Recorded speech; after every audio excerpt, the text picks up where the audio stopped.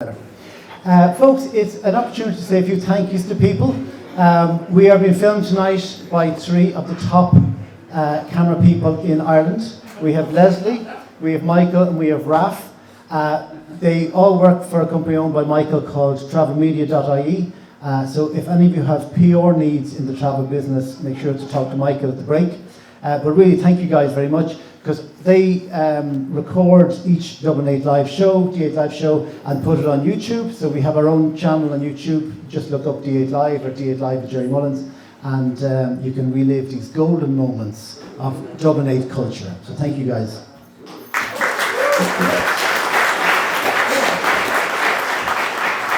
A special thank you to Jenny Keogh, who always ends up doing, whether she wants to or not, she ends up doing the sound and the lights and various other things our show. So thank you very much to Jenny Keogh. I'd also like to acknowledge our Director of Security tonight. That's that lady sitting at the door. She's my daughter Ella. She may not look tough, but don't mess with her. She plays in the front row for Terranure Girls Rugby Club. She has a final tomorrow morning against Greystones. She is going to bust somebody this weekend. My advice to you is don't get on the wrong side of her. Okay, our next guest, our final guest before the break, has been on our show before, and she had such a warm reception, a warm reaction from everybody in the audience that I'd have her on every show. But anyway, we have to have other people on the show. The comment I made when we had her on before was that if this lady was our history teacher in school, we would have all got A's. She's a historian in residence for Dublin City Council. She eats, drinks and sleeps Dublin 8 culture and history. And tonight she's going to talk to us about the South Circular Road on the very eve of World War I. Will you please welcome Cathy Scuffil?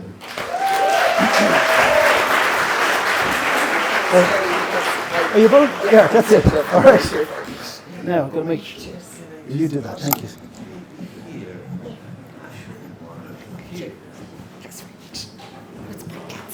Right. Hi, Gerry. So we have to get right into the microphone. Yeah.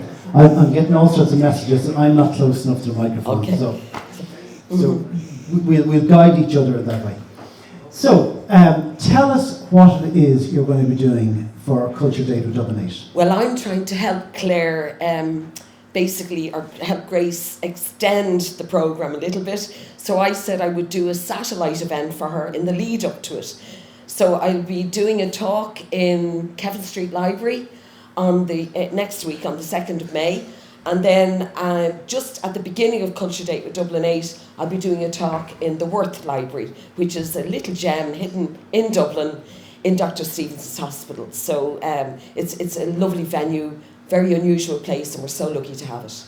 So, just let's stay on that for a moment. Dr Steevens Hospital is the beautiful yellow-coloured building. As you come out of Houston Station, it's set back in on its own grounds. Clearly a very old building, very beautiful building, which is actually the headquarters of the HSE at the moment. That's correct. Now, when you go upstairs there's a section of it that belonged to the Worth Library. And Dublin 8 is such an unusual place. It has no real public library within the Liberties area.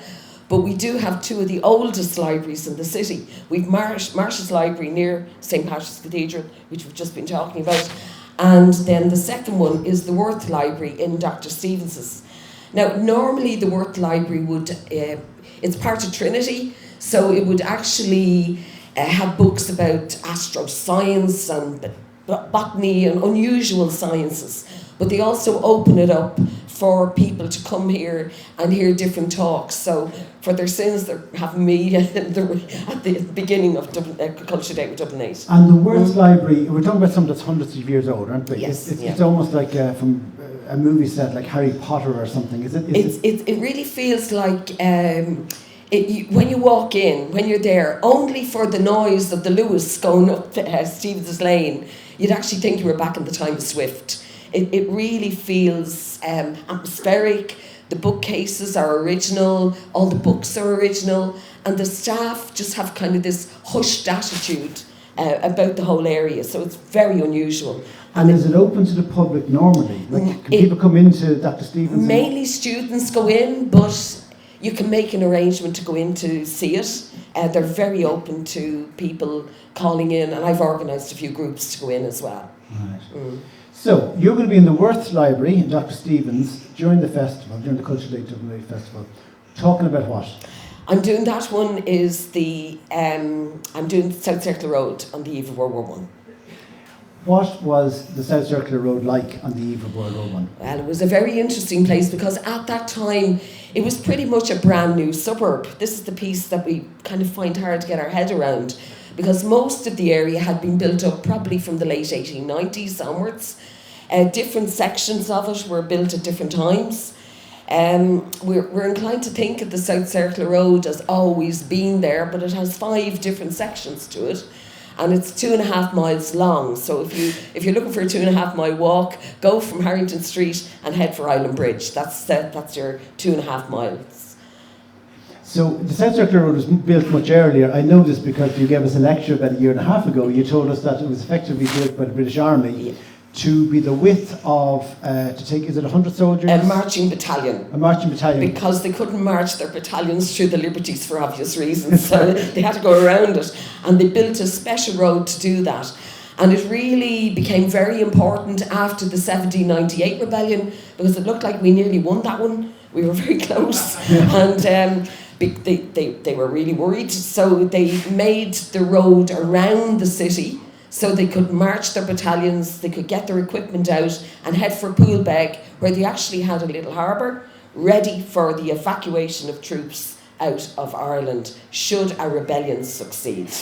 And that was from the 1700s? 1790s onwards. They were kind of hedging their bets. They were. Right. And it's called the Circular Road because we have the circular line of the Grand Canal running parallel to it. So the two names, complement each other.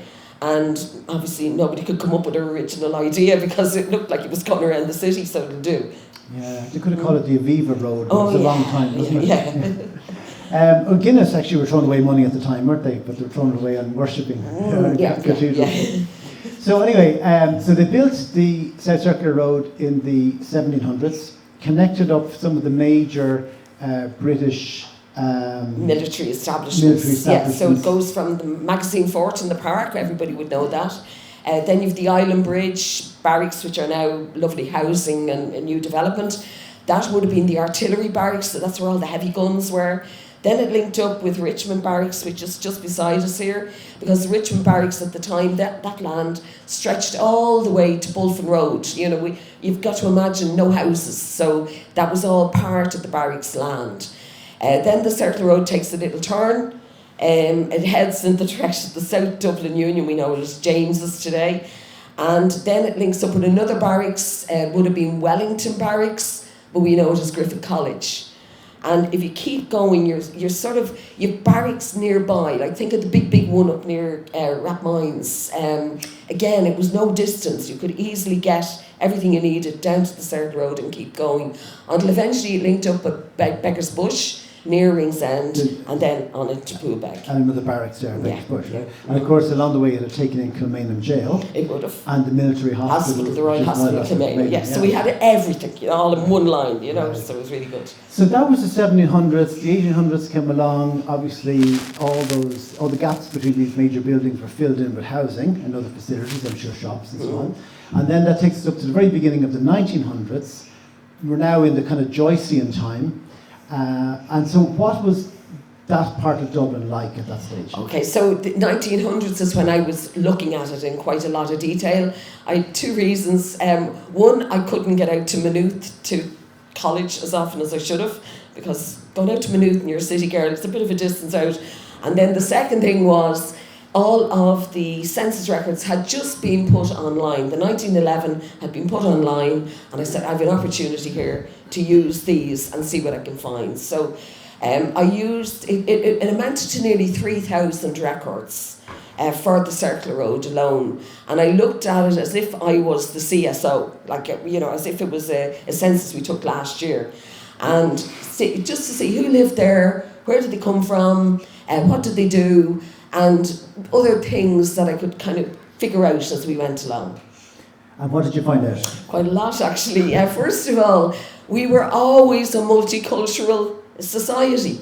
That was the big shock, because I discovered people were born in Russia, they were born in France, Germany, the United States, Australia, New Zealand, all around the Caribbean. And that raised a huge question, like how on earth had we all these people and we had no Ryanair or Aer Lingus or anything like that? And of course it was all back to the fact that it was a military area, linking up all the military establishments. People who had joined the British Army would have been appointed around the world. When they were there, they'd have a member of family, they're born there, then they come back to Dublin and they're raising their families. Some families had multiple birthplaces. It was really quite amazing. And then to think we had Australians living on the road at that time, that was quite a journey. I mean, we're talking about quite a number of weeks to get back and forth. So they were living on the Circular Road at the time. And you reckon there was a military connection with all these families. Were they first generation, or were they here permanently or temporary? In other words, if the Australian people, were they just here in a temporary situation connected to the army, or were they now locals? The Australian family, there was, I think, two Australian groups, but mainly they seem to be connected with religion, believe it or not. And one of them were living with a member of the family who was a local rector. But the children were here to be educated. So it was like they sent them back to Ireland to be educated. I don't think it's a reflection on education in Australia, but it was just such an unusual find that you had people from all over the world living on the road at that time. And what religions were they? This was a thing. When I was growing up, I grew up in Dolphins Barn. So when I was growing up, the South Circular Road was always regarded, say, as a Church of Ireland road. And I expected to find that, and also a Jewish road, because we had Little Jerusalem all around Leonard's Corner. That was really quite well known. So they were the things I was expecting to find when I started doing the project, and I was completely wrong, because the Jewish community were only in their second generation by 1911. It's the 1920s before they actually move onto the Circular Road. Much bigger houses, so you had to have much more affluence about you, moving into different professions in order to afford a house there. So they weren't at that stage yet. They were heading that way, but they weren't there yet. The Church of Ireland community were centred around where their churches were. So I found them all around the Donore Avenue area, quite near Sally's Bridge, on the canal, in and around there.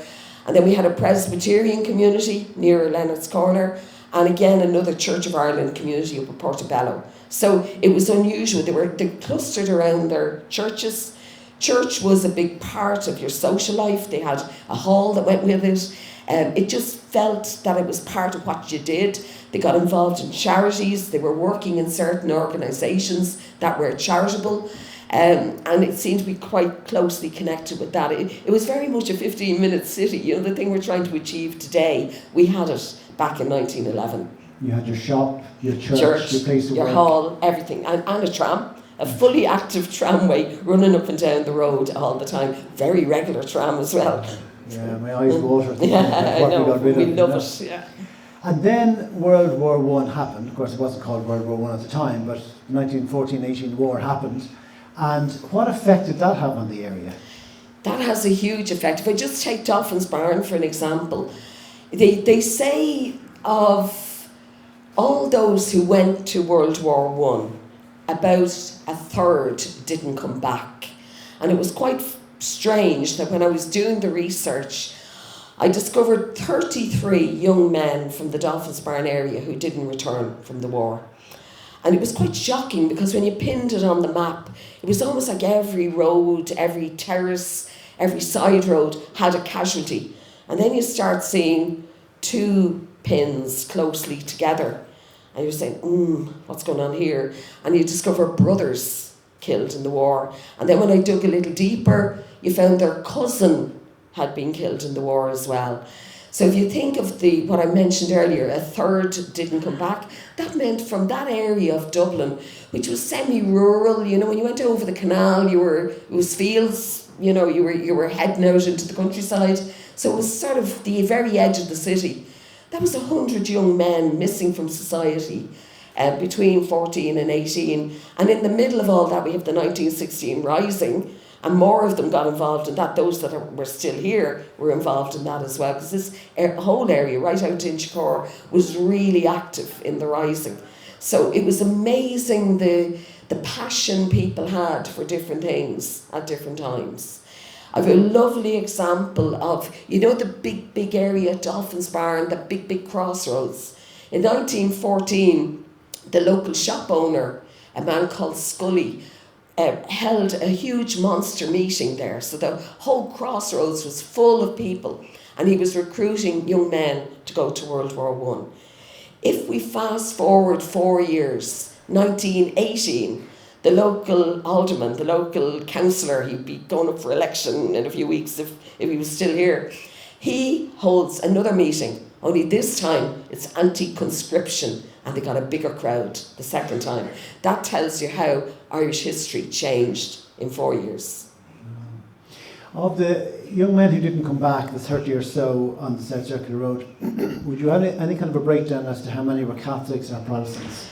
That was the strange thing, because I, again, would have expected it to be Church of Ireland somewhere, but the big majority of them weren't.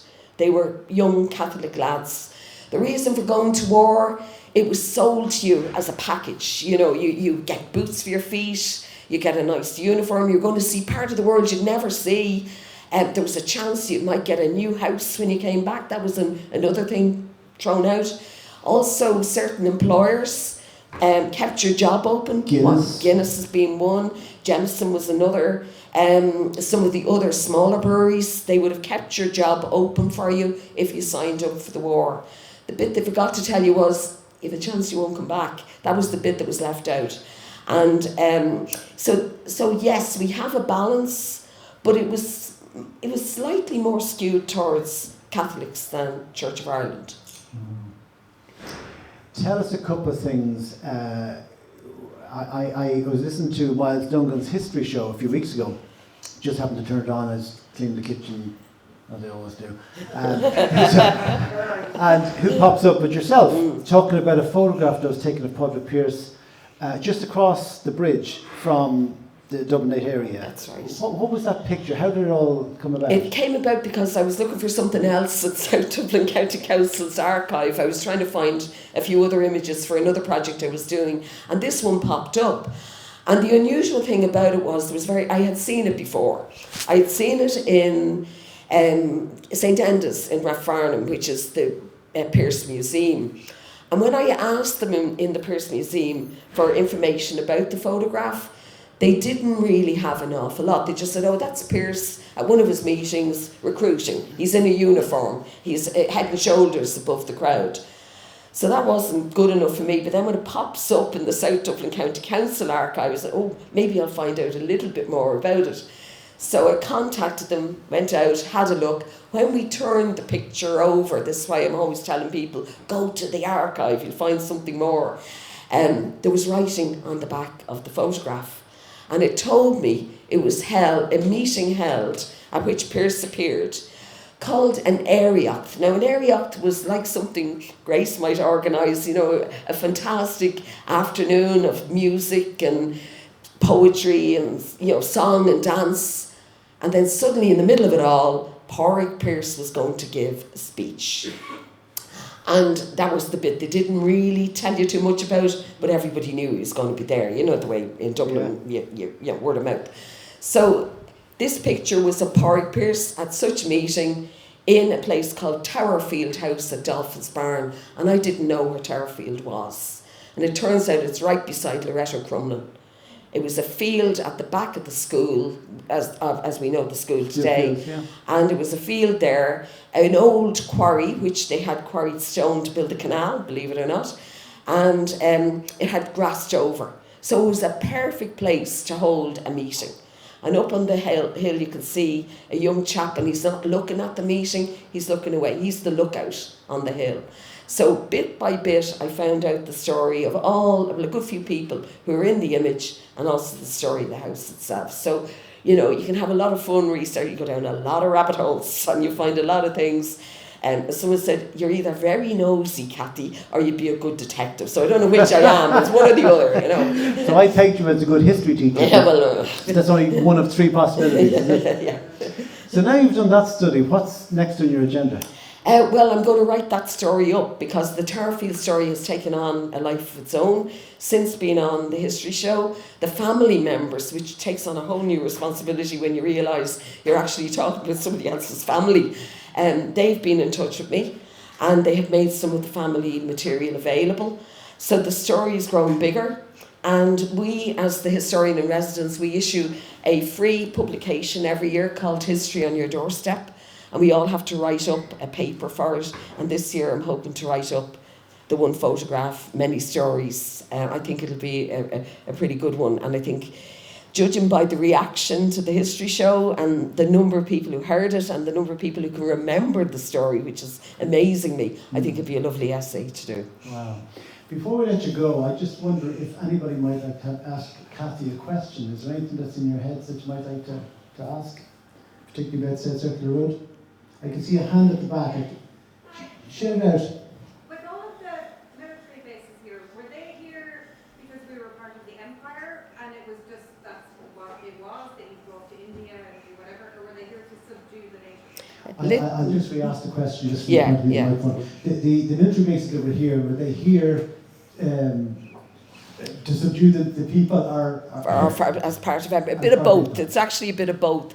But they are deliberately built after the 1798 rebellion because we weren't that well behaved, really. I mean, we gave them a bit of a problem then, and we continued it through then. Just to hammer it home, Robert Emmet takes off and does his rebellion in 1803, so they kept going. So that's where the basis of the military barracks came from. But when you look at the map and you point them all out, you can see they're built in a ring around Dublin, and they had an escape route as well. So they were heading for the Poolbeg Fort, where they had a harbour ready. Wouldn't have taken very long to get everybody out of the island. So, and by the time we were falling into the Free State, just over 100 years ago, there were 47,000 British Army stationed in Ireland. And that's a huge number. And it took until about December of 1922 to get them all out. Wow. So that just shows you how much trouble we caused them. Oh yeah, there you go. Just before we say goodbye to Cathy, we've time for one other question in case anybody would like to ask it. I see a hand here. Just in relation to 1798, what effect did that have? Maybe you've answered that, but in what sense would you mean? What effect did it have? Well, I think what you're saying is that it had a massive effect on how the British viewed the danger in Ireland. Is that your view? That's definitely my view, and it's borne out by the fact of what they did afterwards, such as reinforcing all the military presence here, and then of course that becomes part of life. And when you think of it, it actually worked after Emmet's rebellion. Like we didn't do very much until we had the Fenian Rising in Tala, and that's a whole other story for another night, Gerry, you know. Okay. Before we let you go, I have here a couple of tickets for a tour of Rascals Brewery, and I'm running out of questions. If you could ask questions. Oh heavens! Does anyone know what Inchicore means? Island of Gerry. Yay! We've a winner at the back. I'm intrigued to know how you knew that. This wasn't set up, you know. What was the answer? Island of berries, or it could be the Island of Sheep. It can be one or other, but the berries will win. Yeah. Can I just say, I don't know for a long thing. We have been telling everyone on our brewery tours for the past 5.5 years that it means Island of the Sheep. Oh, there you go. Corn pairing. Close enough. Yeah. Folks, will you please put your hands together for Cathy Scuffil? Thanks.